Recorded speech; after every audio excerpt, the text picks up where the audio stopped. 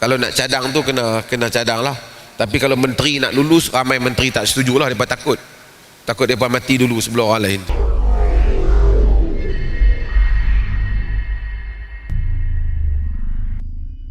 Kaitan dengan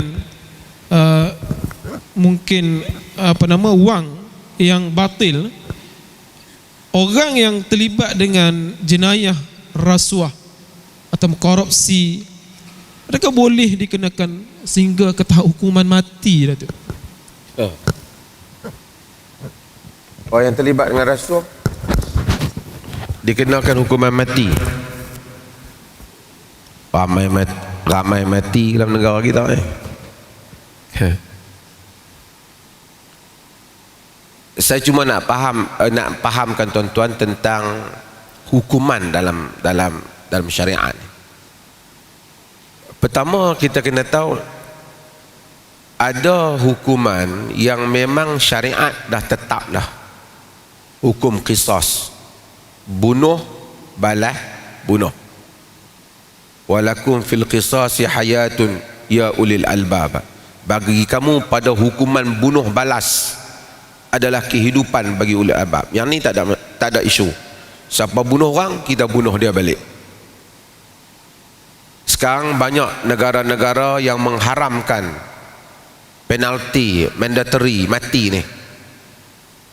Di UK, Australia, ramai. Sebab itu orang-orang yang kena hukuman mati ni, dia lari pergi sana, kita tak boleh nak tangkap dia tak akan hantar balik kerana dia menentang hukuman mati.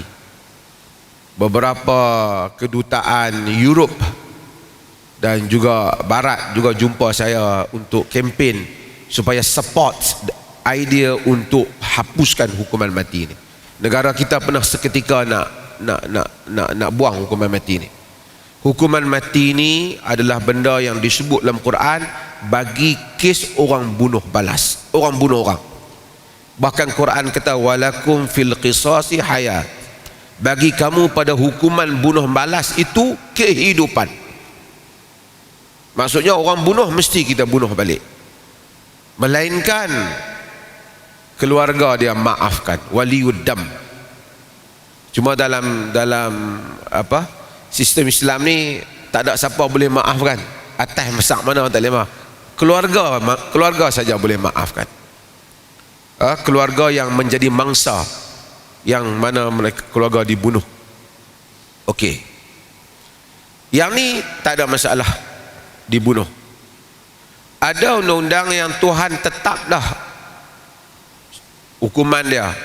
Ada dalam Quran tentang curi dan seumpamanya. Hukuman-hukuman yang Tuhan tak tetapkan. Rasuah tak ada hukuman spesifik dalam Quran, dalam hadis. Macam mana nak tetapkan? Yang ni pemerintah boleh tetapkan. Dia namakan dengan ta'zir. Ta'zir. Pemerintah boleh tetapkan. Cumanya ulama-ulama dulu, tuan-tuan kena bayang, mereka tulis kitab zaman dulu, zaman khalifah ada, kerajaan kuat Islam ada, hukum Islam tu dia berjalan. Mereka kata hukum ta'zir ni, pendapat sebahagian mereka tak boleh lebih. Ni pejabat mufti ada kitab Zadul Mustaqni'. Dia kata wala tuzadu ta'zir ala asri jaladat.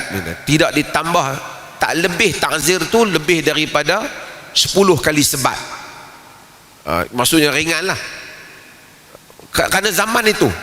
Tetapi para ulama yang buat kajian, mereka telah dalam kebanyakan mazhab akhirnya bersetuju pemerintah boleh menetapkan hukum ta'zir sehingga kepada peringkat bunuh jika sekiranya itu saja jalan untuk menghalang jenayah berkenaan. Antara yang kitab-kitab dulu sebut, kitab-kitab lama sebut, ialah perbuatan jasus, perbuatan ni intip ni, tentera tahu, intip maklumat bagi pihak musuh. Yang ni kira treason lah. Ataupun dia rakyat kita, dia intip maklumat, dia bagi kat musuh. Yang ni hukuman tak ada dalam Quran. Tapi ulama-ulama sebut boleh dihukum mati. Maksudnya ada hukuman yang Quran tak ada, dihukum mati. Cumanya di dalam sejarah Islam, kalau kita tengok dalam kerangka fiqh Islam tu, fiqh tu, ni pasal tentera ni, pasal mati-mati ni kan, satu orang tokoh besar, penulis, nama dia Abdul Qadir Audah. Dia tulis satu buku yang begitu penting, At-Tashri' Al-Jinai fil Islam. At-Tashri' Al-Jinai fil Islam ditulis oleh Abdul Qadir Audah, menyebabkan kerajaan Mesir menjatuhkan hukuman mati kepada dia. Masa tu Mesir di bawah Jamal Abdel Nasir. Penasihat barat kata kalau dibenarkan Abdul Qadir Audah menulis buku lagi, akan berlaku kebangkitan Islam yang besar. Dan Abdul Qadir Audah telah menulis buku At-Tashri' Al-Jinai fil Islam yang menimbulkan kebangkitan orang terhadap mengangkat semula perundangan Islam. Walaupun sebahagian penulisan dia boleh didiskusikan balik, tetapi 2 jilid dia tulis. Dia kata dalam buku dia, kalau nak kira undang-undang Perancis, undang-undang Inggeris, punyalah banyak hukuman mati. Tapi kalau dalam Islam hanya beberapa kes saja hukuman mati. Adalah ulama dulu sebut orang yang menyeru kepada bid'ah yang melampau dihukum mati. Ada ulama-ulama dulu sebut. Tapi artinya sangat sedikit hukuman mati. Soalan dia tanya ni, perasuah boleh tak hukuman mati? Di China perasuah hukuman mati. Dia tembak. Ulama-ulama kata oleh kerana hukuman mati ni satu benda yang berat. Wala taqtulun nafsal lati harramallah. Jangan kamu bunuh nyawa yang Allah Ta'ala haramkan. Jadi illa bil haq, melainkan dengan cara yang benar. Jadi nak bunuh ni last choice. Kalau kerajaan nak buat undang-undang hukuman mati rasuah tu, dia kena diskusi, bincang, sehingga seolah-olah that's the only cara untuk menghalang rasuah yang akan merosakkan sesebuah negara. Saya tak kata boleh atau tak lah. Yang ni kena diskusi panjang lah. Boleh kata macam dadah lah. Orang tanya, boleh tak jatuhkan hukuman mati terhadap dadah? Dari segi kaedah dia boleh lah. Karena kalau sekiranya kerajaan menganggap itu saja cara untuk menghalang pengedaran dadah, dia sama dengan fasadu fil ard wa yas'auna fil ardi fasada, telah melakukan kerosakan di atas muka bumi, maka dia boleh dijatuhkan hukuman mati.